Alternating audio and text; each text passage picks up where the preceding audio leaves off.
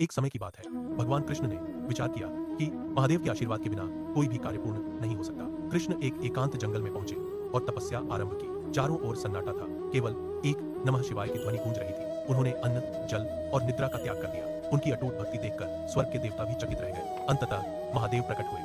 उन्होंने मुस्कुराते हुए पूछा, हे कृष्ण, तुम स्वयं परमेश्वर होकर मेरी तपस्या क्यों कर रहे हो? कृष्ण ने विनम्रता से कहा, हे महादेव, आपके बिना सब अधूरा है। मैं केवल आपकी कृपा चाहता हूँ। शिव ने प्रसन्न होकर कृष्ण को अमृता का आशीर्वाद दिया। यह कथा हमें सिखाती है कि सच्ची भक्ति और विनम्रता ही सबसे बड़ी शक्ति है। एक समय की बात है, भगवान कृष्ण ने विचार किया कि महादेव के आशीर्वाद के बिना कोई भी कार्य पूर्ण नहीं हो सकता। कृष्ण एक एकांत जंगल में पहुंचे और तपस्या आरंभ की। चारों ओर सन्नाटा था, केवल एक नमः शिवाय की ध्वनि गूंज रही थी। उन्होंने अन्न, जल और निद्रा का त्याग कर दिया। उनकी अटूट भक्ति देखकर स्वर्ग के देवता भी चकित रह गए। अंततः महादेव प्रकट हुए। उन्होंने मुस्कुराते हुए पूछा, हे कृष्ण, तुम स्वयं परमेश्वर होकर मेरी तपस्या क्यों कर रहे हो? कृष्ण ने विनम्रता से कहा, हे महादेव, आपके बिना सब अधूरा है। मैं केवल आपकी कृपा चाहता हूँ। शिव ने प्रसन्न होकर कृष्ण को अमृता का आशीर्वाद दिया। यह कथा हमें सिखाती है कि सच्ची भक्ति और विनम्रता ही सबसे बड़ी शक्ति है।